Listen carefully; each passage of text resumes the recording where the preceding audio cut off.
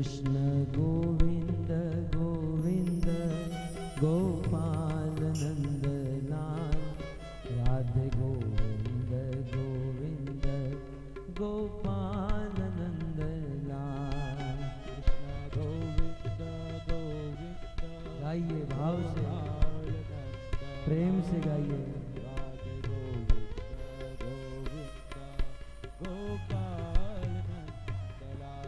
कृष्ण गोविंद गोविंद गोपाल नंद लाल, राधे गोविंद गोविंद गोपाल नंद लाल। गोविंद गोविंद गोपाल नंद लाल, राधे गोविंद गोविंद गोपाल नंद लाल। गोपाल नंद लाल, गोपाल नंद लाल, गोपाल नंद लाल, गोपाल नंद लाल।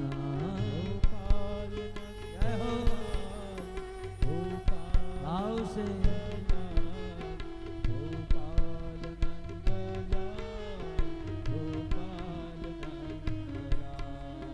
गोपाल नंद लाल, गोपाल नंद लाल, गोपाल नंद लाल, गोपाल नंद लाल, गोपाल नंद लाल, गोपाल नंद लाल, गोपाल नंद लाल, गोपाल कृष्ण गोविंद गोविंद गोपाल नंद लाल, राधे गोविंद गोविंद गोपाल नंद लाल। गोविंद गोविंद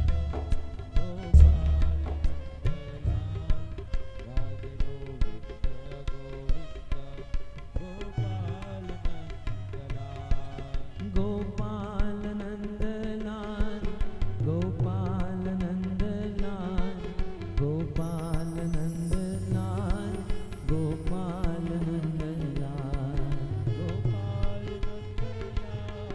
गोपाल नंद लाल, गोपाल नंद लाल, गोपाल नंद लाल।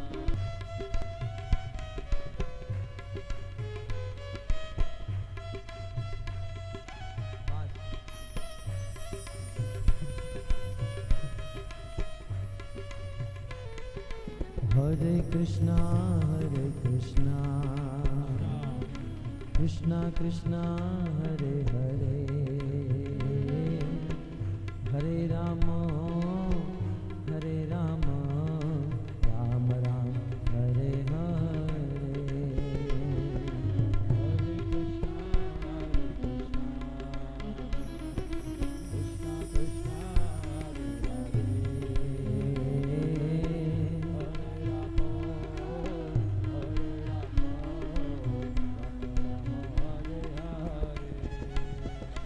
बोलो हरे कृष्णा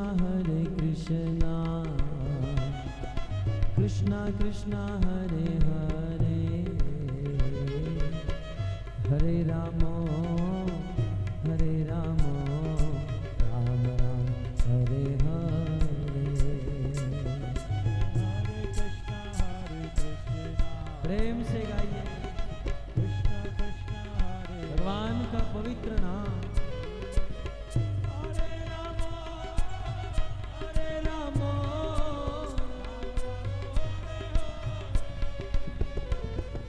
हरे कृष्णा कृष्णा कृष्णा हरे हरे, हरे राम राम राम हरे हरे। हरे कृष्णा कृष्णा कृष्णा हरे हरे,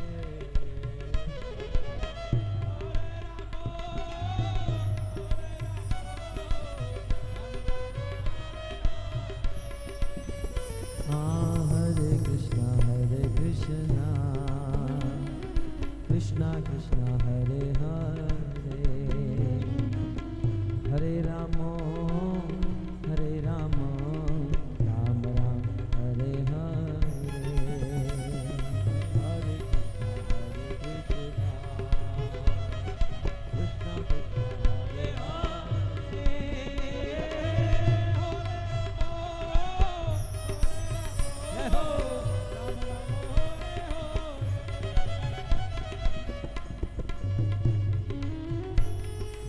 नाम महाधन है अपनो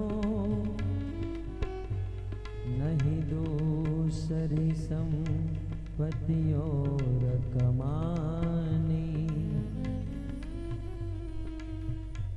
नाम महाधन है अपनो नहीं दूसरी संपत्ति और कमानी छोड़ यटारी यटा जग की हमको कुटिया ब्रजमान बनाने हमको कुटिया ब्रजमाही बनाने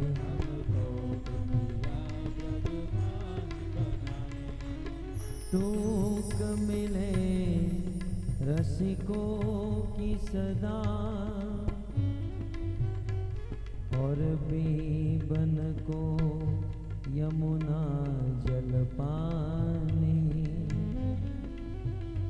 टूक मिले रसिकों की सदा और बीबन को यमुना जल पानी हमें औरन की परवाह नहीं अपनी ठकुरानी शिराधिकारानी अपनी ठकुरानी शिराधिकारानी अपनी ठकुरानी शिराधिकारानी हाँ राधा श्याम सुंदर राधा श्याम सुंदर राधा श्याम सुंदर राधे जय श्री राधा श्याम सुंदर निताय गौर हरि बोल हरि बोल हरि बोल हरि बोल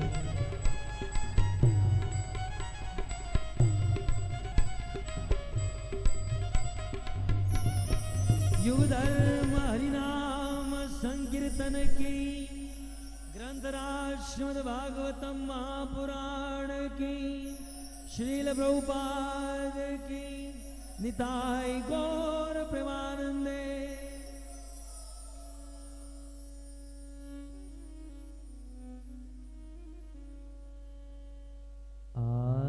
आराध्यो भगवान ब्रजेश तनय तद्धाम वृंदावन रम्या काचिदुपासना ब्रजबधू वर्गेण या कल्पिता श्रीमद्भागवतं प्रमाणममलम्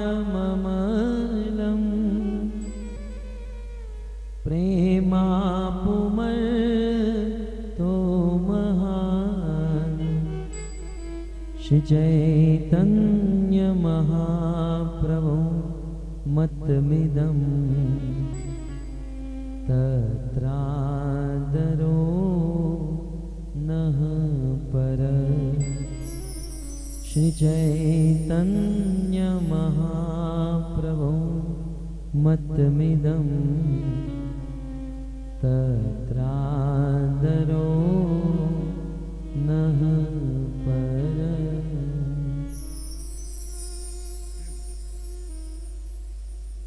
वंशी विभूषितकरा नवनीरदाभा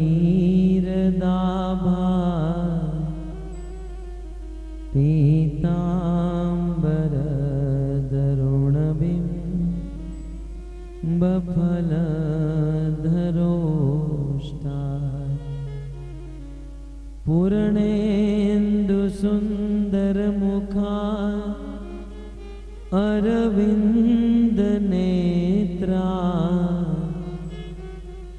कृष्णात् परं किमपि तत्व अहं न जाने। योऽन्तः प्रविश्य मम वाचमिमां प्रसुप्तां सञ्जीवयत्यखिलशक्तिधरस्वधाम्ना। अन्यांश्च हस्तचरण श्रवणत्वगादि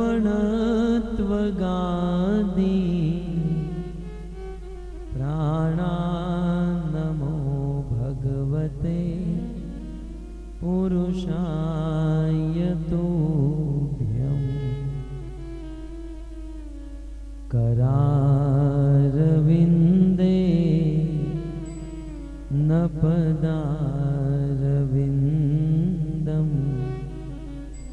मुखारविन्दे विनिवेशयन्तं। वटस्य पत्रस्य पुटेशयानं बालं मुकुन्दं मनसा स्मरामि। श्रीकृष्ण गोविन्द हरे मुरारे, हे नाथ नारायण वासुदेव। जिह्वे पिबत्स्वामृतमेतदेव। गोविन्द दामोदर माधवेति।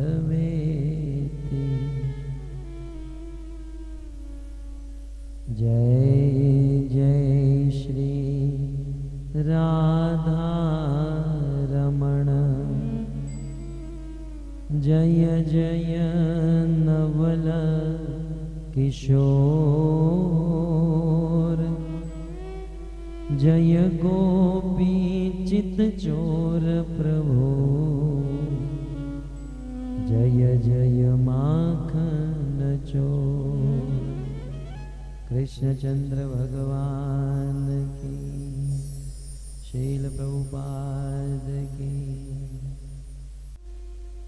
परम सौभाग्य है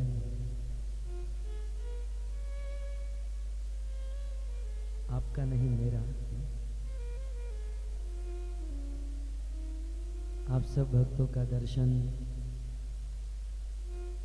आज यहाँ एक स्थान पर बैठकर प्राप्त हो रहा है। पिछली बार यहाँ पर आए तो बहुत ट्रैवलिंग करके कोसोमोई, करबी, हुइन, अलग अलग क्षेत्र में जाना हुआ। लेकिन आज सारे क्षेत्र एक स्थान पर आ चुके हैं। वास्तव में यह देखकर हृदय में प्रसन्नता हो रही है।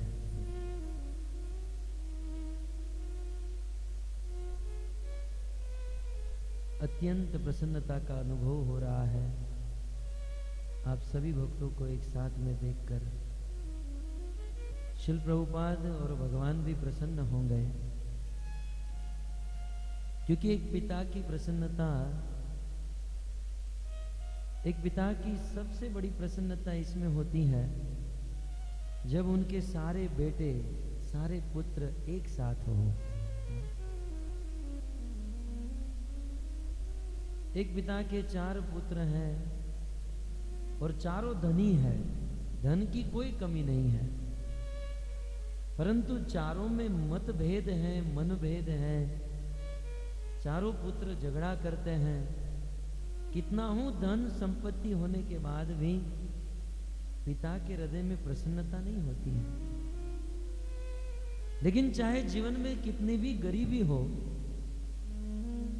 परंतु जब पुत्र साथ में होते हैं, जब एक पिता सब पुत्रों को साथ में देखता है, तब उसे हृदय से प्रसन्नता होती है।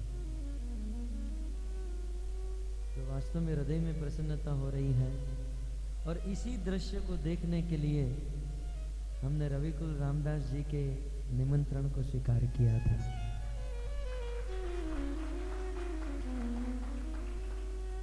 मन में यही लोभ था कि इस थाईलैंड में अनेकों भक्त रहते हैं, अनेकों क्षेत्र में, गांवों में, गलियों में।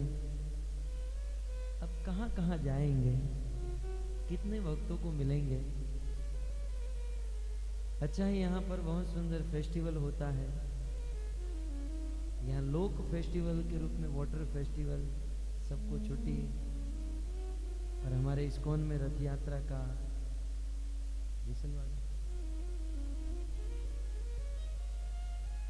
रथ यात्रा का उत्सव है। तो इस उत्सव में प्राय समस्त क्षेत्रों से भक्त आते हैं। तो आप सब भक्तों का दर्शनामृत ग्रहण करने के लोभ से हम यहाँ पर आए हैं। हृदय में प्रसन्नता है। और जगन्नाथ जी की रथ यात्रा है,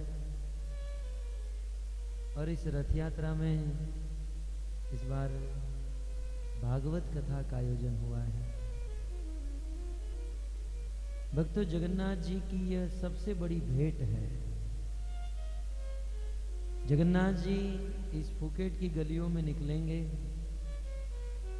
भक्त के हृदय में यदि भगवान को कुछ देने की इच्छा होती है, तो भगवान के लिए सबसे बड़ा उपहार, सबसे बड़ी भेंट भगवत कथा है। यह कथा को सुनकर भगवान अत्यंत प्रसन्न होते हैं। और जगन्नाथ जी का स्वरूप तो इसी का प्रमाण है। भगवान को अपनी कथा सबसे ज्यादा पसंद है, इसी का प्रमाण है जगन्नाथ स्वरूप। नहीं तो भगवान कृष्ण द्विभुज हाथ में बांसुरी लेकर विचरण करते हैं। दोनों हाथ चले गए, पांव चले गए, आंखें बड़ी बड़ी हो गई। कृष्ण जगन्नाथ जी के रूप में कन्वर्ट क्यों हुए, कैसे हुए?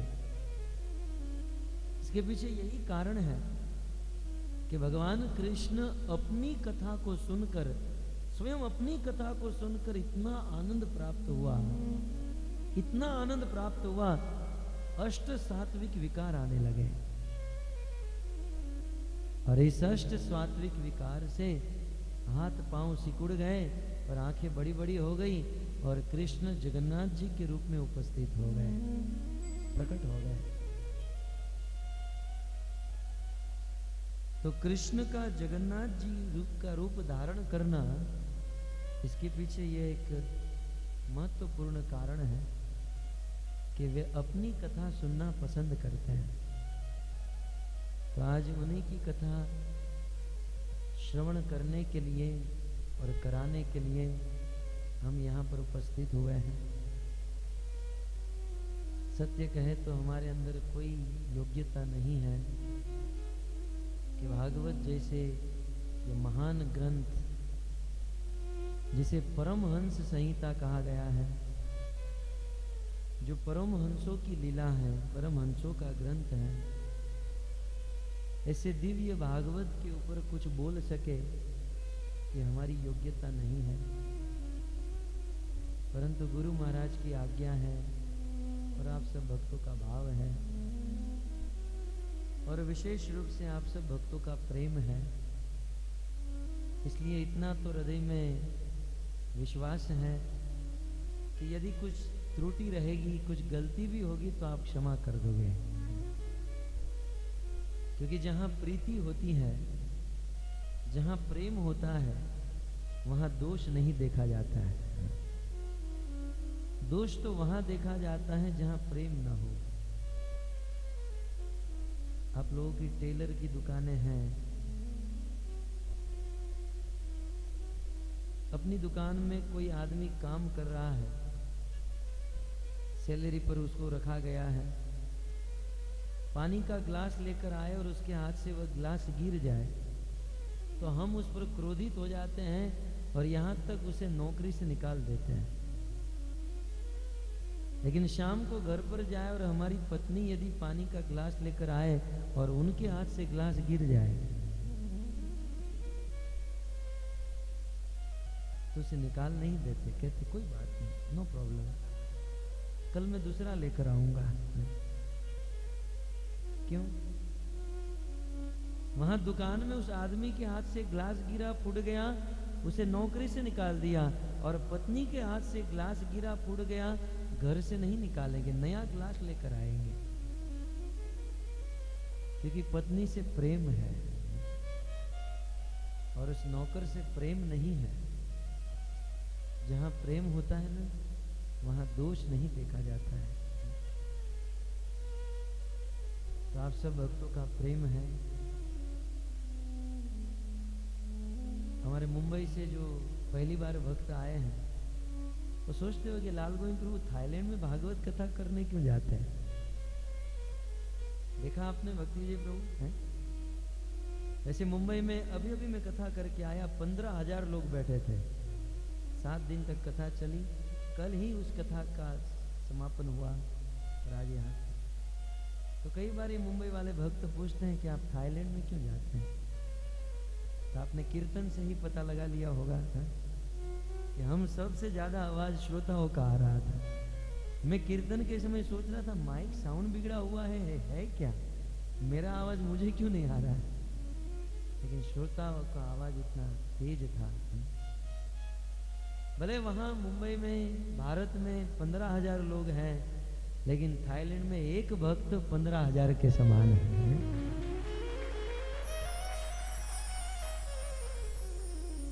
और यह भी ध्यान रहना चाहिए 12:32 हुई है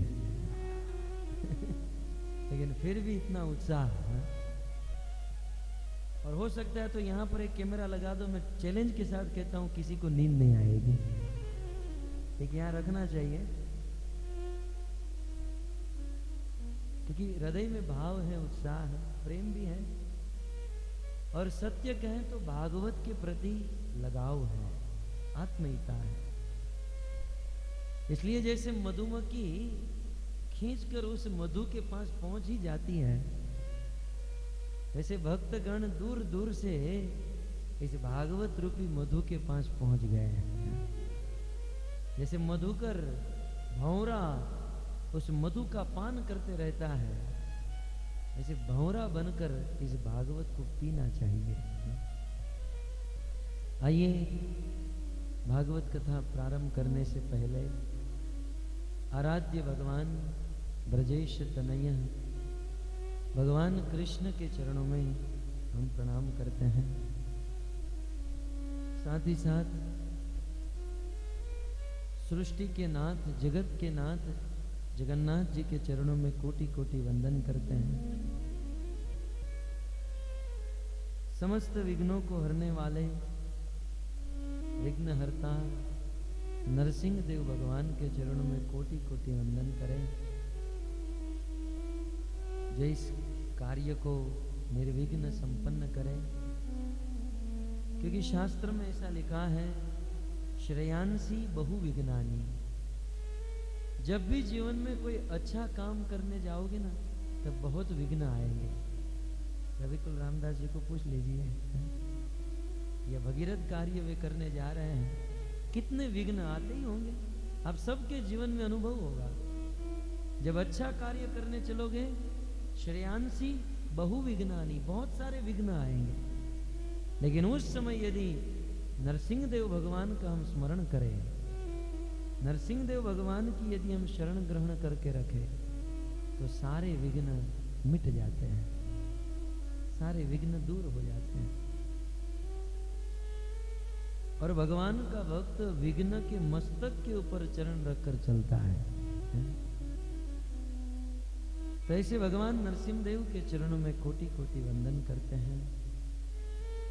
और इसी के साथ कलयुग पावन अवतार परम करुणा वरुणालयी साक्षात भगवान कृष्ण ही इस कलयुग में आज से 528 वर्ष पूर्व श्रीमती राधा रानी के भाव को लेकर इस धराधाम पर अवतरित हुए। एकमात्र उद्देश्य था संसार के जीव को शुद्ध भक्ति प्रदान करना।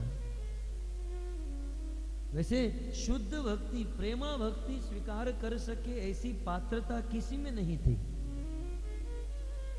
परंतु चैतन्य महाप्रभु महावदान्याय जगत के जीवों को पात्रता दिए और पात्रता के साथ साथ अपनी शुद्ध भक्ति का दान किए। पापी तापी पाषाण हृदय म्लेच्छ और यवन को भी अपने गले लगाए और गले लगाकर उन्हें शुद्ध भक्ति प्रदान किए। कविराज गोस्वामी कहते हैं कि यह शास्त्र और शास्त्र के सिद्धांत समुद्र के समान विशाल है। जैसे समंदर का कोई और छोर नहीं है, समुद्र का कोई अंत नहीं है, वैसे शास्त्र और सिद्धांत का कोई अंत नहीं है। इस संसार में इस शास्त्र और सिद्धांत को कोई पार नहीं कर सकता है, लेकिन चैतन्य महाप्रभु की कृपा हो जाए तो एक बालक भी, एक मूर्ख भी इस शास्त्र को पार कर सकता है और इन सिद्धांतों को समझ सकता है। तो ऐसे चैतन्य महाप्रभु के चरणों में वंदन करते हैं ताकि इस शास्त्र के सिद्धांत को हम समझ सकें। आज ही चर्चा हो रही थी, संसार में अनेकों जगह पर भागवत कथाएं होती हैं। आप टीवी शुरू करोगे तो आस्था, सनातन, अनेकों चैनलों में ऐसी ही भागवत कथा का वर्णन होता है। लेकिन दुनिया की भागवत कथा और हमारे इस्कॉन की भागवत कथा में जमीन आसमान का अंतर है। इस्कॉन में जो भागवत कथा होती है, यह भागवत कथा चैतन्य महाप्रभु के सिद्धांत के अनुसार होती है। चैतन्य महाप्रभु ने जिस दृष्टि से भागवत को देखा है, चैतन्य महाप्रभु ने जिस दृष्टि से भागवत को समझा है और भागवत को समझाया है, उस महाप्रभु के अनुसार भागवत का वर्णन इस्कॉन संस्था में होता है। जैसे चैतन्य महाप्रभु के चरणों में शत शत वंदन करते हैं और साथ ही साथ चैतन्य महाप्रभु की दिव्य वाणी को जिन्होंने इस पृथ्वी पर प्रस्थापित कर दिया। यह गीता, भागवत, रामायण जैसे ग्रंथ भारत में प्रकट हुए थे, लेकिन इन ग्रंथ को भारत से बाहर लेकर गए और जिसने इस ग्रंथ को पूरी दुनिया में प्रचार किया। और इतना ही नहीं, इस ग्रंथ का सार भक्ति है। भक्ति का प्रचार करके पूरी दुनिया में शुद्ध भक्ति का प्रचार करके भगवत नाम प्रदान किया। ऐसे अंतर्राष्ट्रीय कृष्ण भावनामृत संघ के आचार्य श्रील प्रभुपाद जी के चरणों में कोटि कोटि वंदन करते हैं। जिस प्रभुपाद जी की कृपा से आज हम सब लोग इस संस्था से जुड़े हुए हैं और हमारे पापमय जीवन को धर्म की ओर प्रस्थापन कर रहे हैं। साथ ही साथ श्रीमद् भागवत के ऊपर टीका लिखने वाले श्रीपाद श्रीधर स्वामी, विश्वनाथ चक्रवर्ती ठाकुर, बलदेव विद्याभूषण, रूप सनातन, इन समस्त भागवत आचार्य वृंद के चरणों में कोटि कोटि नमन करते हैं, जिन्होंने भागवत को समझा है, भागवत को अपने जीवन में उतारा है, जिनका जीवन ही भागवत है, और भागवत को समझाते हुए भागवत पर बहुत सुंदर कमेंट्री, जिसे संस्कृत में टीका कहते हैं, भागवत के ऊपर बहुत सुंदर टीकाएं लिखी हुई हैं। और हमारे वक्तव्य का यही आधार है कि उन आचार्यों की टीकाओं को पढ़कर हम समाज में प्रस्तुत करते हैं। तो इन आचार्यों के चरणों में कृपा की भीख मांगता हूँ कि हम इस टीका को समझ सके और जनता की समक्ष प्रस्तुत कर सके। और तत्पश्चात हमारे गुरुदेव, जिनकी आज्ञा और अनुमति से हम व्यास मंच पर बैठने का साहस करते हैं, जिनकी कृपा से, जिनके सानिध्य में रहकर हमने भागवत पढ़ा, भागवत सीखा, और जिनकी आज्ञा से हम आज देश विदेश में अनेकों स्थान पर भागवत का प्रचार करते हैं, इसे परम श्रद्धेय भागवत भूषण श्री राधा गोविंद गोस्वामी महाराज जी के चरणों में कोटि कोटि वंदन करते हैं। और साथ ही साथ इस संसार के समस्त वैष्णव वृंद, दृष्ट अदृष्ट समस्त देवी देवता, और यहाँ पर उपस्थित समस्त सनातन धर्मी भागवत प्रेमी, आप सब वैष्णव भक्तों के चरणों में कोटि कोटि प्रणाम करते हैं। और सत्य कहें तो परिस्थिति कुछ ऐसी है कि आपके आशीर्वाद से ही आपको कुछ सुनाना है, हमारे पास कुछ है नहीं, इसलिए आप सब लोग मिलकर हमें आशीर्वाद दीजिए कि हम यहाँ पर कुछ बोल सकें। और वैसे भी श्रोताओं का वक्ता के ऊपर आशीर्वाद होना जरूरी है। भागवत के प्रारंभ में ही 88,000 ऋषि मुनिगण भागवत के प्रवक्ता सूत गोस्वामी को आशीर्वाद देते हैं। अतः ख्याति हरेर धीमन, हे सूत जी, हम कामना करते हैं कि आप दीर्घ आयु हो, आप स्वस्थ रहो, क्योंकि आपकी दीर्घ आयु होगी तो हमें भी दीर्घ आयु तक भागवत कथा मिलेगी। आप निरोग रहो। तो श्रोताओं का भी आशीर्वाद जरूरी है, नहीं तो श्रोता नीचे बैठकर श्राप देगा, ये कब बंद करेगा। 12-1 बजने को आया, भूख लगी है, तो हम तो गए काम से। इसलिए आप सब भक्त भी आशीर्वाद बनाए रखें। प्रारंभ करते हैं। कई बार मन में प्रश्न होता है, आज ही हम रविकुल रामदास जी से मिले और उन्होंने कहा कि प्रभु कथा रात को 11:30 बजे शुरू करेंगे। जैसे मैंने निमंत्रण पत्र में पढ़ा था 10 बजे, वो भी मुझे बहुत लेट लग रहा था। मैंने सोचा था जाकर 9 बजे का टाइम करवा दूंगा, लेकिन प्रभु जी ने निवेदन किया कि 11-11:30 बजे शुरू करेंगे और रात को 2 बजे तक हम कथा सुनेंगे। सत्य कहता हूँ भक्तों, जब प्रभु जी ने यह कहा ना, तो मुझे 500 वर्ष पहले का इतिहास याद आया। भारत भूमि का इतिहास। आप यह मत समझो कि ये गलत चीज हो रही है, ये बिल्कुल सटीक, हम ये जो कार्य करने बैठे हैं ना, बिल्कुल सटीक है। 500 वर्ष पहले श्री चैतन्य महाप्रभु सन्यास लेकर जगन्नाथपुरी गए और जगन्नाथपुरी से दक्षिण भारत की यात्रा करने के लिए निकल पड़े। जब वे दक्षिण भारत की यात्रा करने जा रहे थे, सार्वभौम भट्टाचार्य ने उनको कहा था कि दक्षिण भारत की यात्रा करते हुए महाप्रभु आप गोदावरी के तट पर जाइएगा और राय रामानंद को मिलिएगा। बहुत अच्छे भक्त हैं, उनसे आप अपना मिलन कीजिएगा। महाप्रभु अनेकों स्थान पर विचरण करते करते करते, क्योंकि महाप्रभु सन्यासी थे और सन्यासी का धर्म है एक जगह पर एक स्थान पर रहना नहीं चाहिए। वैसे वेदों में तो यहां तक लिखा है कि सन्यासी को एक दिन एक वृक्ष के नीचे ही रहना है, दूसरे दिन दूसरे वृक्ष। क्या कह रहा था मैं, याद है? तो 500 वर्ष पूर्व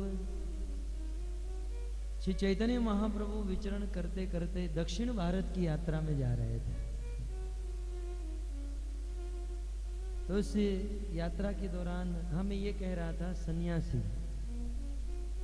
सन्यासी एक स्थान पर ज्यादा देर तक टिकते नहीं हैं। इसलिए शास्त्र में भी लिखा है, पानी बहता भला संत चलता भला। पानी यदि एक स्थान पर टिक जाए तो वो बिगड़ जाएगा, इसलिए संत वो है जो चलता रहे। चैतन्य महाप्रभु एक स्थान से दूसरे स्थान पर विचरण कर रहे थे। श्री क्षेत्र में पहुंचे, वहां पर नरसिंहदेव भगवान का दर्शन हुआ और नरसिंहदेव भगवान की स्तुति करके दर्शन करके जब आगे चले तो पवित्र गोदावरी के तट पर महाप्रभु बैठे हैं और वहीं पर एक बहुत बड़ा समाज, मंत्री संतरी प्रजा, अनेकों ब्राह्मण को साथ में लेकर पालकी में सवार होकर राय रामानंद वहां पर आए। चैतन्य महाप्रभु ने राय रामानंद को देखा, अष्ट सात्विक विकार आने लगे। महाप्रभु को उनसे मिलने की इच्छा हुई, फिर सोचा सबके बीच में कैसे मिलूंगा।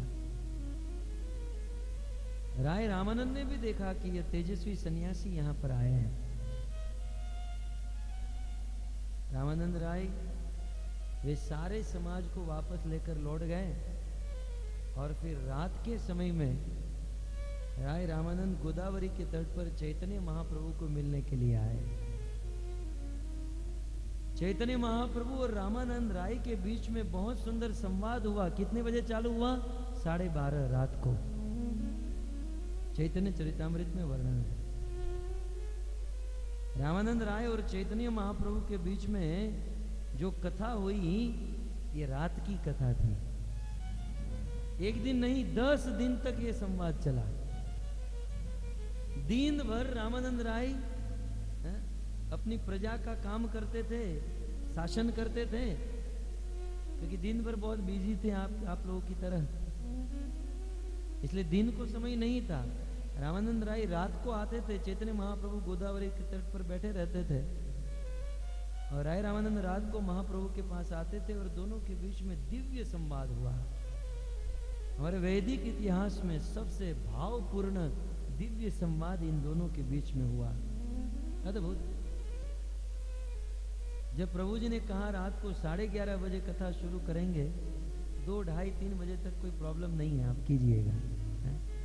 तब मुझे चैतन्य महाप्रभु और राय रामानंद की बात याद आई कि ये कथा जो है गोदावरी के तट पर रात को हो रही थी।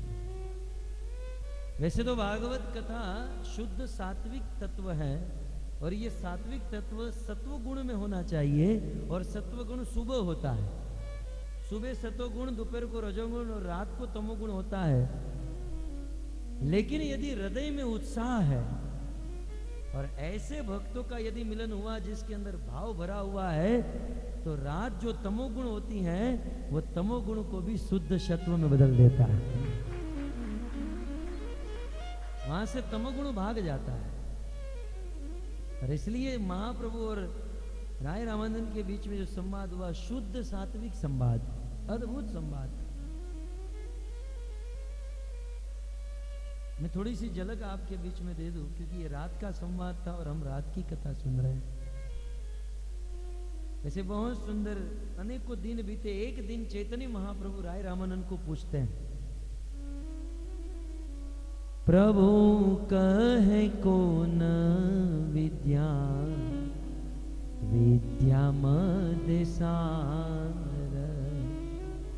प्रभु कहे कौन विद्या विद्या मद सार, राय कहे कृष्ण भक्ति विद्या नहीं यार, राय कहे कृष्ण भक्ति विद्या नहीं यार। अद्भुत।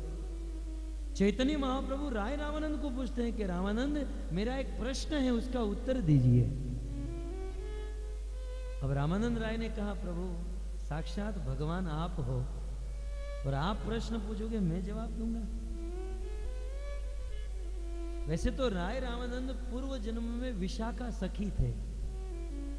द्वापर युग में विशाखा सखी जो कलयुग में राय रामानंद के रूप में प्रकट हुए, और चैतन्य महाप्रभु पूर्व जन्म में राधा रानी थे। तो वैसे द्वापर युग के दोनों सखियां थी, राधा रानी और विशाखा सखी, और वे दोनों कलयुग में महाप्रभु राय रामानंद के रूप में आए तो रात भर चर्चा किए, है ना। दो सखी मिलती है तो चर्चा करती है ना कि ये साड़ी बहुत अच्छी है, कौन सी दुकान से मिली है। रात भर उसको समय मिल जाए तो अब सुबह हो जाए, रात भर चर्चा चलती है। तो वैसे ये दोनों की चर्चा चली। महाप्रभु ने पूछा, प्रभु कहे कौन विद्या विद्या मदे सार, रामानंद बताओ इस दुनिया में सभी विद्याओं में श्रेष्ठ विद्या कौन सी है। रामानंद राय ने कहा, मोर मुखे वक्ता तुम्ही, हे चैतन्य महाप्रभु, क्योंकि आप भगवान हो और आपकी आज्ञा है, इसलिए आपकी आज्ञा में टाल नहीं सकता। लेकिन मैं जो भी बोल रहा हूं मेरा तो मुख है, बाकी वक्ता तो आप हो। मोर मुखे, मुख मेरा है, प्रभु वक्ता तो आप हो। आपकी शक्ति से, आपकी बुद्धि से, आपकी आज्ञा से मैं आपके प्रश्न का उत्तर देने जा रहा हूं। प्रश्न क्या है सुना आपने? प्रभु कहे कौन विद्या विद्या मद सार, प्रभु कहे। अब कविराज गोस्वामी की रचना तो अद्भुत है। खैर ये तो चैतन्य चरितामृत की जब कथा होगी तब हम ये सब चर्चा करेंगे, हमें तो भागवत सुनना है। लेकिन थोड़ा सा पॉइंट बता दूं क्योंकि स्वभाव बन चुका है व्याख्या करना। प्रभु कहे, कविराज जी की ये विद्वत्ता है। कविराज जी ने कहा कि चैतन्य महाप्रभु प्रश्न पूछ रहे हैं तो आप लोग संकोच मत करना, संदेह मत करना, धोखे में मत पड़ जाना कि भगवान प्रश्न पूछ रहे, क्या भगवान अज्ञानी है? नहीं, उन्होंने पहले ही कह दिया प्रभु ये साक्षात ईश्वर है, लेकिन ईश्वर होकर भी एक भक्त को प्रश्न पूछ रहे हैं। तो प्रभु कहे, क्या कहे? प्रभु ने क्या कहा? कौन विद्या विद्या मदे सार, इस दुनिया में सभी विद्याओं में सबसे श्रेष्ठ विद्या कौन सी? इस दुनिया में किसी आदमी को पूछा जाए, बताओ सबसे बड़ी विद्या क्या है? डॉक्टर बन जाना सबसे बड़ी विद्या है, क्योंकि प्राय सब लोग अपने बच्चों को डॉक्टर बनाना चाहते हैं। तो कुछ लोग कहेंगे वकील बन जाना, लॉयर बन जाना सबसे बड़ी विद्या है, कुछ लोग कहेंगे इंजीनियर बनना सबसे बड़ी विद्या है। तो यहां यदि पूछा जाए फूकेट में तो बोले टेलर बनना सबसे बड़ी विद्या, सबसे इससे बड़ी विद्या और क्या हो सकती है? तो पट्टी निकालना, नाप लेना, ऐसे ऐसे करके। प्रभु कहे कौन विद्या विद्या मदे सार, इस दुनिया में सभी विद्याओं में श्रेष्ठ विद्या कौन सी है? हम लोग ऐसा मानते हैं कि डॉक्टर, वकील, इंजीनियर ये सबसे बड़ी विद्या है, लेकिन भक्तों ये डॉक्टरी की विद्या, वकील की विद्या, ये सारी विद्या प्राप्त करने के बाद भी आदमी दुखी रहता है। विद्या का सार क्या है? विद्या का फल क्या है? विद्या का फल है सुख। विद्या का अंत होता है सुख में। आज के समय में कोई व्यक्ति कितनी ही विद्या प्राप्त कर ले, लेकिन आखिर वह दुखी का दुखी रहता है। पिछली बार जब मैं आया था यहाँ फुकेट में, तो यहाँ के बाद मैं सीधा नागपुर गया था भागवत कथा में। वहां 2 डॉक्टर मेरे पास आए और दोनों मेरे चरणों में गिर गए, प्रभु हम परेशान हैं। डॉक्टर हैं। एक दिन मेरी माँ ने भी सपना देखा होगा कि ये मेरा बेटा डॉक्टर बने, लेकिन मेरी माता को आज पता चले कि डॉक्टर इनके चरणों में गिरते हैं। दोनों डॉक्टर मेरे पास आए और कहने लगे प्रभु हम परेशान हैं, सुबह से लेकर शाम तक हम दूसरों का इलाज तो करते हैं, लेकिन क्या करें हम खुद परेशान हैं। मैंने कहा तुम डॉक्टर हो, मैं भी डॉक्टर, तुम शरीर का डॉक्टर, मैं आत्मा का डॉक्टर हूं। तुम लोगों का शरीर तो ठीक है लेकिन आत्मा ठीक नहीं, मन ठीक नहीं है। तो आज बड़ी बड़ी डिग्री और विद्या प्राप्त करके भी आदमी दुखी है। इसका अर्थ है कि यह विद्या अविद्या है, यह पूर्णता है। विद्या का फल है सुख। विद्या का फल है कि ऐसे स्थान की प्राप्ति जहां से कभी वापस न लौटना पड़े। विद्या का फल है नित्यता, अखंड, अभेद। तो प्रभु कहे कौन विद्या विद्या मदे सार, इस दुनिया में सभी विद्याओं में श्रेष्ठ विद्या क्या है? तब राय रामानंद उत्तर देते हुए कहते हैं कृष्ण भक्ति विद्या विना नहीं आर। इस दुनिया में कृष्ण भक्ति की विद्या सबसे बड़ी विद्या है। इससे बड़ी विद्या इस दुनिया में और कोई नहीं है। इससे बड़ी विद्या और कोई नहीं। वैसे तो बहुत सारे प्रश्न पूछे गए हैं, फिर कभी चैतन्य चरितामृत की कथा हम सुनेंगे तो यह प्रसंग हम लेंगे, परंतु ये संवाद रात को हुआ था। ऐसे बहुत सारे अच्छे अच्छे प्रश्न हैं। चैतन्य महाप्रभु ने पूछा इस दुनिया में सभी संपत्तियों में सबसे बड़ी संपत्ति, सबसे बड़ी करेंसी कौन सी है? तो हम लोग तो कहेंगे यूरो, डॉलर है। बोले नहीं, ये करेंसी मात्र इस दुनिया में चलती है। जो पूरे भूमंडल में सारे स्थान पर जो करेंसी चले वो कौन सी करेंसी? इस दुनिया में दुख मध्य कौन दुख बढ़े, दुख में सबसे बड़ा दुख कौन सा है? ये बहुत सारे प्रश्न महाप्रभु ने पूछे, राय रामानंद ने उत्तर दिया। मेरा कहने का यही भाव है कि ये जो कथा है ये रात को होती थी और हम भी रात को कथा सुनेंगे, लेकिन हृदय में भाव हो, उत्साह हो, तो ये तमोगुण हमारा कुछ नहीं बिगाड़ सकता है। तो कृष्ण भक्ति की विद्या सबसे बड़ी विद्या है, सबसे श्रेष्ठ विद्या है। तो आज हम कृष्ण भक्ति विद्या प्राप्त करने के लिए यहाँ पर उपस्थित हुए हैं और इसलिए भागवत का आयोजन किया गया है। भक्तों, ये भागवत श्रवण करने से एक साथ 3 वस्तु की प्राप्ति होती है। वेदव्यास मुनि लिखते हैं भक्ति ज्ञान विरागाणाम विवेको वर्धते महान। भागवत का श्रवण करने से भक्ति, ज्ञान और वैराग्य एक साथ तीनों चीज प्राप्त हो जाती है। भक्ति भी मिलती, ज्ञान और वैराग्य। तो ऐसे भक्ति, ज्ञान और वैराग्य को प्रदान करने वाला भागवत हम यहाँ पर श्रवण करेंगे। 2 साल पहले हम यहाँ पर आए थे और भागवत कथा कही थी। श्रीमद् भागवत के प्रथम स्कंद के ऊपर कथा हुई थी। देवी कुंती की स्तुति और पितामह भीष्म की स्तुति के ऊपर हमने वक्तव्य दिया था। आइए अब हम वहां से कथा प्रारंभ करते हैं जहां से हमने कथा को छोड़ा था।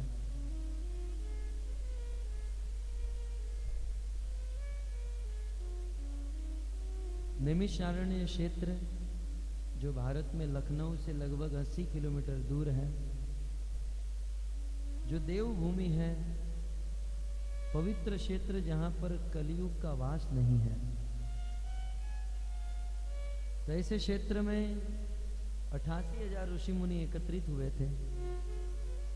सूद गोस्वामी व्यास मंच पर विराजमान है और सभी ऋषि मुनियों का नेतृत्व शौनक ऋषि कर रहे हैं। सभी ऋषि मुनियों की ओर से शौनक मुनि प्रश्न पूछ रहे हैं। तो शौनक जी सूद गोस्वामी को प्रश्न पूछते हैं। आइए यहां से प्रारंभ करते हैं। श्रीमद् भागवत प्रथम स्कंद 12वां अध्याय प्रथम श्लोक। शौनक उवाच अश्वत्थाम्नोपसृष्टेन ब्रह्मर्षिष्णोरुतेजसा उत्तरायाः तो गर्भ ईशेना जीवित पुनः तस्य जन्म महाबुद्धे कर्माणि च महात्मनः निधनं च यथावासी प्रेत्य गतवान् यथा।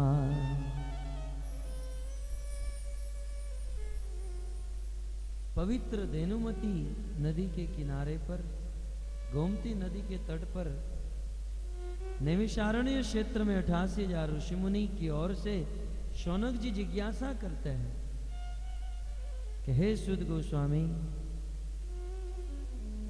आपने यह सुनाया कि भगवान कृष्ण ने अश्वत्थामा के ब्रह्मास्त्र से उत्तरा के गर्भ की रक्षा कर ली। आप जानते हैं ना, ये कथा याद है आप लोगों को कि सुनाऊं?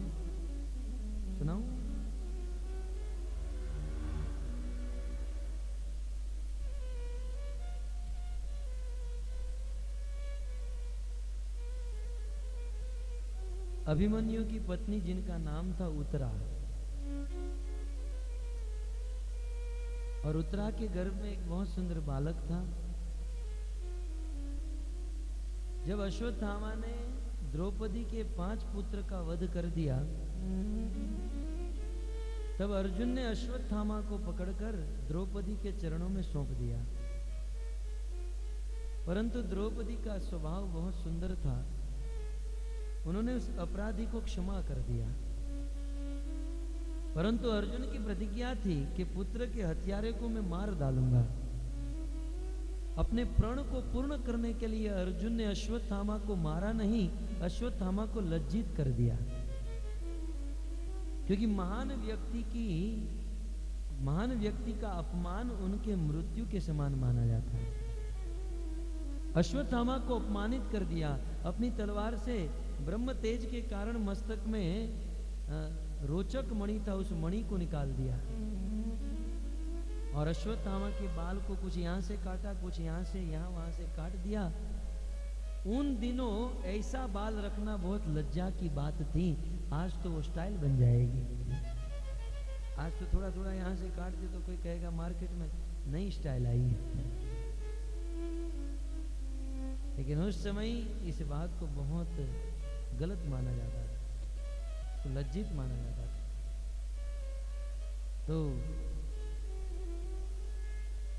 अश्वत्थामा को लज्जित करके छोड़ दिया। परंतु अश्वत्थामा के हृदय में बदले की आग थी, और उस अश्वत्थामा ने 6 ब्रह्मास्त्र छोड़े। 5 ब्रह्मास्त्र 5 पांडवों के ऊपर, और 6ठा ब्रह्मास्त्र उत्तरा के गर्भ के ऊपर, यह सोचकर कि पांडवों के वंश को समाप्त कर दूंगा। जब उत्तरा को पता चला कि मेरे गर्भ की ओर ब्रह्मास्त्र आ रहा है, वह उत्तरा दौड़ते हुए कृष्ण के पास आई। पाहि पाहि महायोगी देव देव जगतपते, नान्यम तद भयम पश्ये यत्र मृत्यु परस्परम। कृष्ण द्वारिका जाने के लिए रथ पर बैठ चुके थे, और रथ पर बैठे हुए कृष्ण को प्रणाम करने लगी कि हे कृष्ण, आप मेरी रक्षा कीजिए। कृष्ण ने कहा कि मैं तो बांसुरी बजाने वाला ग्वाला हूं, आप मेरे से रक्षा मांग रहे हो। आप पांडवों के पास जाओ, अभी अभी कुरुक्षेत्र की भूमि में विजय होकर आए। कितने बड़े योद्धा है ये अर्जुन, भीम, युधिष्ठिर, नकुल, सहदेव। तब उत्तरा बहुत सुंदर कहती है कि हे कृष्ण, कृष्ण ये पांडव जो हैं बहुत बड़े पराक्रमी हैं, बहुत बड़े युद्धवीर हैं, और इन पांडवों को कहा जाए 1 मिनट में हजारों को मारना है, ये हजारों को मार सकते हैं लेकिन मरे हुए को जीवित नहीं कर सकते हैं। नान्यम त्वद अभयम पश्ये यत्र मृत्यु परस्परम। कृष्ण, इस दुनिया में लोग एक दूसरे को मार सकते हैं लेकिन मरे हुए को जीवित करने का काम एकमात्र आपका है, एकमात्र आपका।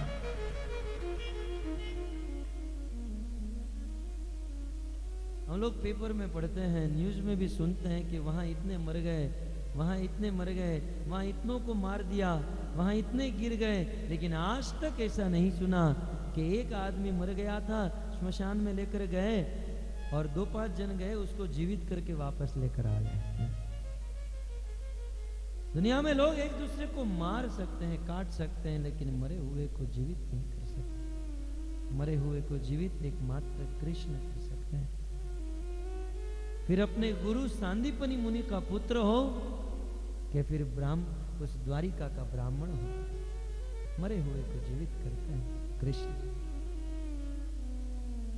इसलिए हे कृष्ण, आप मेरी रक्षा कीजिए। कृष्ण ने तर्क दिया कि उतना तुम्हारी रक्षा करके क्या मिलेगा, क्योंकि तुम्हारे पति तो मर चुके हैं, और पति यदि मर जाए तो पत्नी को मरने से क्यों डरना,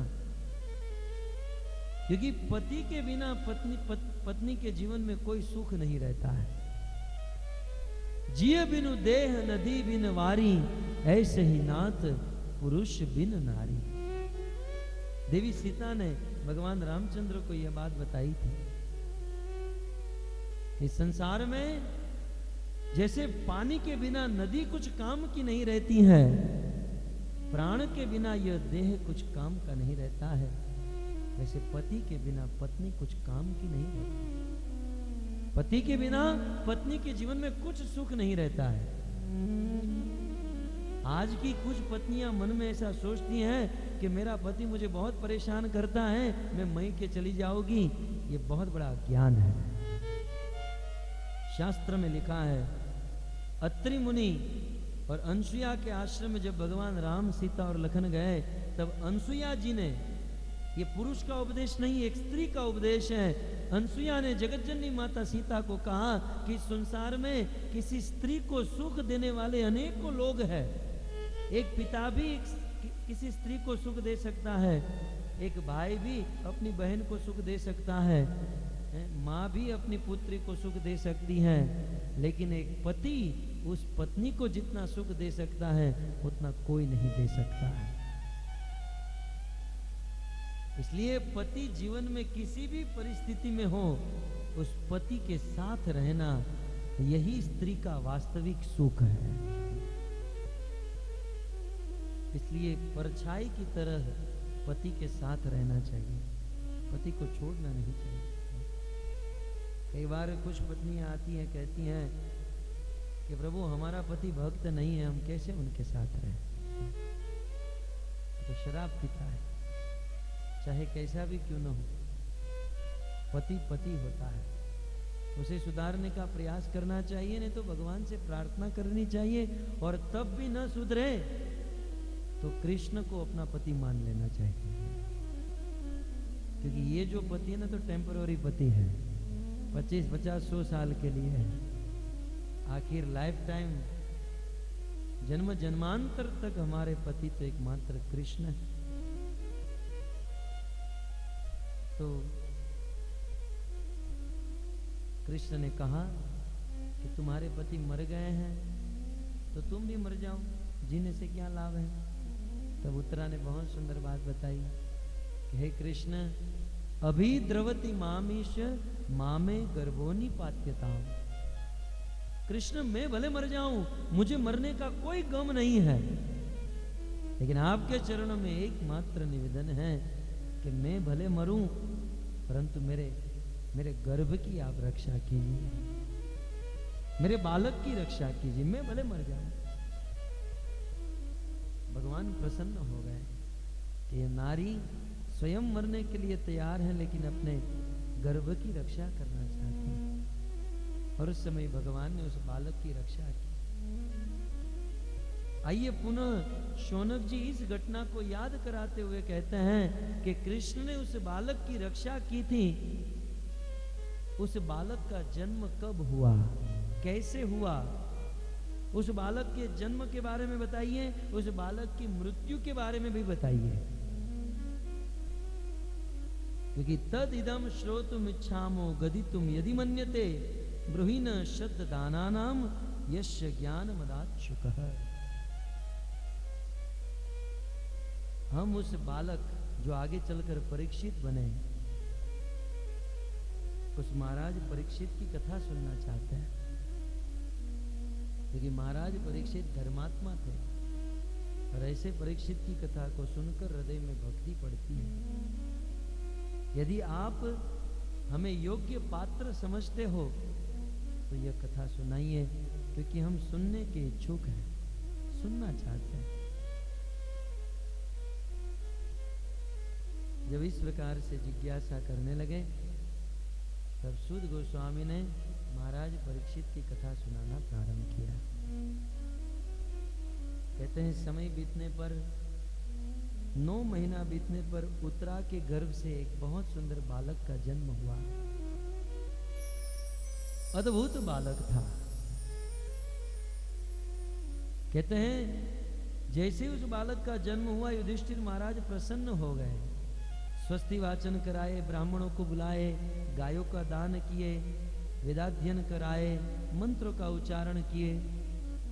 और उस समय युधिष्ठिर महाराज ने अपने कुल गुरु कृपाचार्य को बुलाया। देखिए जब बच्चों का जन्मदिन होता है ना, तो कृपाचार्य न मिले तो कोई बात नहीं, वैष्णवों को तो बुला ही लेना चाहिए है? आज तो जब बालक का जन्मदिन होता है होटल में जाते हैं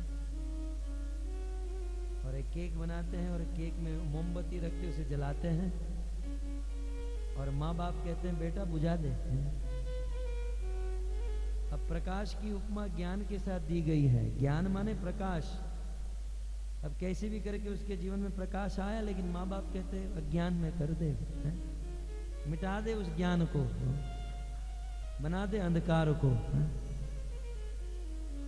अनेकों प्रकार के फिल्मों के गाने गाते हैं, नरक में जाने का रास्ता तय कर लेते हैं। भागवत हमें यह सिखाता है कि बच्चों के जब जन्मदिन होते हैं, जब बालक का जन्म होता है, तब गुरुजनों को बुलाना चाहिए, वैष्णवों को बुलाना चाहिए, स्वस्ति वाचन कराना चाहिए, गायों का दान करना चाहिए। और जिस बालक के जन्मदिन के अवसर में इतने सारे वैष्णव एकत्रित हुए हो, उस बालक के भविष्य के बारे में क्या कहना। साक्षात कुल गुरु कृपाचार्य आए, उस बालक को गोद में दिया गया। कृपाचार्य ने बालक के भविष्य को देख लिया। सर्वप्रथम कुल गुरु कृपाचार्य ने उस बालक का नामकरण किया। बोले इस बालक की रक्षा भगवान विष्णु के द्वारा हुई है, इसलिए इस बालक का एक नाम रखता हूं, विष्णु रात। श्रीपाद श्रीधर स्वामी लिखते हैं राति इति ददाति। विष्णु रात, 2 शब्द है। रात माने देना, जीवन दान देना। विष्णु माने भगवान, भगवान के द्वारा इस बालक को जीवन दान मिला था, इसलिए इस बालक का एक नाम हुआ विष्णु रात। और दूसरा नाम, जिस दिन से इस बालक का जन्म हुआ था, उस दिन से यह बालक, कोई भी आदमी उसके सामने जाए तो उसको देखते रहता था, मानो यह बालक उस आदमी की परीक्षा ले रहा हो। उस आदमी में, उस व्यक्ति में कुछ खोजता था, परीक्षण करता था।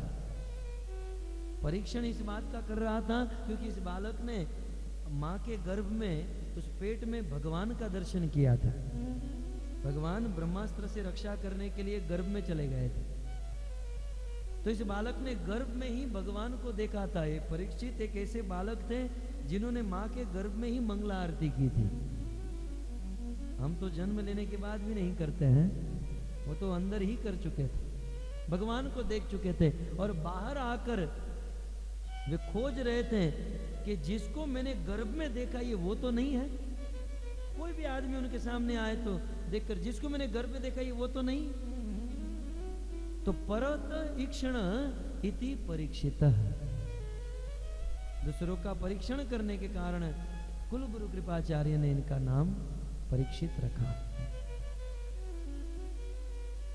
तो नाम परीक्षित रखा और कृपाचार्य ने भविष्यवाणी की, येष दाता शरण्यस्य यथा होशिनिर शिवी यशो विनीतिना स्वानाम दुष्यंति इति यज्वताम। कहते हैं कुल गुरु कृपाचार्य ने भविष्यवाणी करते हुए कहा कि आपका ये पुत्र परीक्षित येष दाता बहुत बड़ा दानी होगा। बालक दानी हो ये बालक का सबसे बड़ा गुण माना जाता है, इसलिए अपने बच्चों को दानी बनाना चाहिए, दूसरों को देना सिखाना चाहिए, बच्चों के हाथों से दान करवाना चाहिए। येष दाता शरण्यस्य, आपका ये बालक बहुत बड़ा दानवीर होगा। कैसा दानी होगा? यथा होश निरह शिवी, महाराज शिवी की तरह ये दान करेगा। जानते हैं ना, महाराज शिवी ने एक कबूतर की रक्षा करने के लिए अपने सारे शरीर का मांस काट कर दे दिया। एक बाज पक्षी कबूतर को खाने के लिए उसके पीछे दौड़ा और कबूतर अपनी रक्षा करने के लिए उस राजा शिवी के पास चले गए, कहा मेरी रक्षा कीजिए। तो राजा शिवी ने उस कबूतर को अपने पास रखा। बाज आया, राजा ने कहा देखो ये कबूतर मेरे राज्य का है, तुम इसे नहीं खा सकते हो। बाज ने कहा राजन मैं भी आपके राज्य का हूं, मुझे भी भोजन तो चाहिए ना, तो आप मुझे खाने दीजिए, हम दोनों के बीच में आप मत आइए। राजा ने कहा कबूतर को नहीं खा सकते हो। तो उस बाज ने कहा तो ठीक है, आप अपने शरीर का मांस दे दो, कबूतर का जितना वजन है उतना वजन अपना मांस दे दो, मैं खा लूंगा, चला जाऊंगा। राजा ने एक बहुत बड़ा तराजू मंगवाया, वजन का कांटा, एक पात्र में कबूतर को रखा, दूसरे पात्र में राजा अपने मांस को रखे, अपने जंघा से थोड़े मांस को काटे वहां पर रखे, लेकिन कबूतर के वजन की बराबरी नहीं हुई। दूसरे जंघा के मांस को काट कर रखे, फिर भी बराबरी नहीं।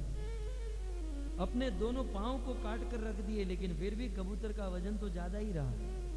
अपने दोनों हाथ को काट कर रख दिए और फिर जैसे ही मस्तक को काटने गए ब्रह्मा विष्णु महेश प्रकट हो गए। एक कबूतर की रक्षा करने के लिए राजा ने पूरा शरीर उस पात्र में रख दिया। तो कहते हैं कि आपका ये बालक बहुत बड़ा दानी होगा। यशो विनीतिना स्वानाम, और विनीता के पुत्र गरुड़ की तरह अपना यश पूरी दुनिया में फैलाएगा। जैसे गरुड़ जी का जन्म, भगवान के पार्षद गरुड़ का जन्म पक्षी की योनियों में हुआ है, लेकिन गरुड़ जी ने ऐसा कार्य किया कि उनका यश फैल गया। और दुष्यंत राजा की तरह कि राजन अपने कुल की कीर्तियों को बढ़ाएगा, राजा दुष्यंत की तरह अपने कुल की कीर्तियों को फैलाएगा। तो महाराज परीक्षित की भविष्यवाणी है और धीरे धीरे ये बालक बड़ा होता गया। धीरे धीरे महाराज परीक्षित बड़े हुए। कहते जब ये बड़े हुए तब राजा उत्तर की पुत्री इरावती के साथ इनका विवाह कराया गया। और विवाह के बाद परीक्षित महाराज के 4 पुत्र हुए। उनमें से सबसे बड़े पुत्र का नाम था जन्मेजय। दूसरी ओर युधिष्ठिर महाराज ने अर्जुन को द्वारिका भेजा कि हे अर्जुन आप द्वारिका जाओ और कृष्ण की खबर लेकर आओ। कृष्ण कैसे? क्योंकि कृष्ण को मिले बहुत दिन बीत गए। अर्जुन कृष्ण की खबर लेने के लिए हस्तिनापुर दिल्ली से द्वारिका गए और द्वारिका जाकर अर्जुन को पता चला कि कृष्ण इस पृथ्वी को छोड़कर चले गए हैं। अर्जुन यह खबर लेकर वापस लौटे। यहां युधिष्ठिर महाराज को अनेकों प्रकार के अपशुकन होने लगे। युधिष्ठिर महाराज के राज्य में खून की बारिश होने लगी। युधिष्ठिर महाराज के राज्य के कुत्ते उनको देखकर रोने लगे। युधिष्ठिर महाराज के राज्य में मूर्तियों की आंखों से खून निकलने लगा। युधिष्ठिर महाराज का बाम अंग फड़कने लगा। समझ गए कुछ गलत हो चुका है। तब तक तो अर्जुन 8 महीने के बाद वापस लौटे। युधिष्ठिर महाराज ने कहा, कहो आप क्या खबर लेकर आए हो? अर्जुन ने कहा कि भैया अनर्थ हो गया। क्या अनर्थ हुआ? कहा भैया भगवान कृष्ण हम सबको छोड़कर चले गए। बस युधिष्ठिर महाराज ने जब इतना सुना कि कृष्ण हमको छोड़कर चले गए हैं, तुरंत युधिष्ठिर महाराज ने इस संसार को छोड़ने का निर्णय ले लिया। युधिष्ठिर महाराज ने कहा कि हम जी रहे थे कृष्ण के लिए, कृष्ण की सेवा के लिए हमारा जीवन है, और जब इस संसार में कृष्ण ही नहीं है तो जीने से कोई मतलब नहीं है। अब जीने से कोई फायदा नहीं। सत्य बात है। भक्तों जीवन मिला है भगवान की सेवा करने के लिए। सर्वपादि विनिर्मुक्तम यत् परत्वेन निर्मलम ऋषिकेण ऋषिकेश सेवनम भक्ति उच्यते। ये मनुष्य जीवन भगवान की सेवा करने के लिए मिला है, लेकिन दुर्भाग्य जीव सेवा तो करता है लेकिन भगवान की नहीं कर रहा है। हम देखते हैं इस दुनिया में सब लोग सेवा कर रहे हैं। केवल मनुष्य की बात नहीं कर रहा हूं, पशु तक, कुत्ते बिल्ली तक एक दूसरों की सेवा करते हैं। सब लोग सेवा करते हैं क्योंकि सेवा करना ये आत्मा का स्वभाव है। आत्मा सब कुछ छोड़ सकती है लेकिन सेवा नहीं छोड़ सकती है। इस दुनिया में कुछ लोग अपने शरीर की सेवा करते हैं। कितनी सेवा करते हैं? रोज सुबह उठकर शरीर को नहलाते हैं, शैम्पू लगाते हैं, फेस वॉश लगाते हैं, फिर तेल डालते हैं, न जाने कितना क्रीम लगाते हैं, और थाईलैंड में तो इतना मेकअप करते हैं। कितना सजाते हैं शरीर को, 3 टाइम खिलाते हैं, पर खाने में भी अच्छी अच्छी आइटम होनी चाहिए। सुमताम तो होना ही चाहिए, मोइंगा होना चाहिए,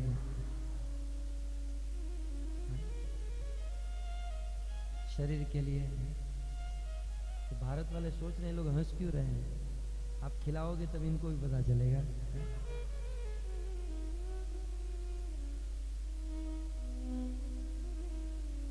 तो हम रात दिन जो मेहनत करते हैं ना, शरीर के लिए कर रहे हैं, शरीर से प्रेम करते हैं। और सुबह उठकर स्नान करने के बाद बाल बना रहे हैं और एक बाल सफेद आ गया, अरे बाप रे बाप, कितना टेंशन, सफेद हो गया बाल। और शैम्पू करते हुए एक बाल यदि निकल गया तो आधा किलो खून तो ऐसे ही जल जाता है, बाल गिरने लगा है। और थोड़ा सा बुढ़ापा आ गया और ये चमड़ी चमड़ी में जब ये होने लगता है जब तो गड़बड़ हो गई। शरीर की सेवा करते हैं। उससे आगे चलें तो शरीर से जुड़े हुए अपने पति पत्नी और बच्चों की सेवा करते हैं। उससे आगे बढ़े तो देश की सेवा, समाज की सेवा। मनुष्य सेवा अवश्य करता है। और सेवा क्यों करता है? क्योंकि सेवा करने से सुख मिलता है, सेवा से सुख मिलता है। लेकिन भक्तों, इस संसार में हमारे शरीर की या संसार के किसी भी वस्तु की या किसी व्यक्ति की जब हम सेवा करते हैं ना, तो सुख तो मिलता है, लेकिन वह सुख बिंदु के समान मिलता है, बहुत कम। परंतु वही सेवा यदि हम कृष्ण के लिए करते हैं तो बिंदु के समान नहीं, सिंधु के समान सुख प्राप्त होता है। यदि सुख चाहिए तो कृष्ण की सेवा करें। और मनुष्य जीवन मिला है कृष्ण की सेवा करने के लिए, कृष्ण प्रेम करने के लिए। युधिष्ठिर महाराज कहते हैं कि कृष्ण सेवा के लिए जीवन मिला और कृष्ण ही इस संसार में नहीं तो हम किसकी सेवा करेंगे। जरु जाओ सो जीवन जान की नाथ, जिय जग में तुमरो बिनु है। हे जानकी नाथ, तुम्हारे बिना तो यह जीवन जल जाए यही अच्छा है। युधिष्ठिर महाराज ने निर्णय लिया। तुरंत युधिष्ठिर महाराज ने परीक्षित महाराज को बुलाया, परीक्षित महाराज का राज तिलक किया, परीक्षित को राजा बना दिया और अपना हस्तिनापुर छोड़कर संसार को छोड़ने के लिए निकल पड़े। युधिष्ठिर महाराज के साथ उनके 4 भाई भीम, नकुल, सहदेव, अर्जुन भी तैयार हुए, द्रौपदी भी तैयार हुई और ये सब हस्तिनापुर से हरिद्वार, हरिद्वार से हिमालय, हिमालय से स्वर्गारोहण करते हुए भगवान के धाम वैकुंठ में चले गए। ये पांडवों का वैकुंठ गमन हुआ और इस पांडवों की परंपरा में महाराज परीक्षित इस दुनिया के राजा बने। पूरी दुनिया के चक्रवर्ती सम्राट महाराज परीक्षित।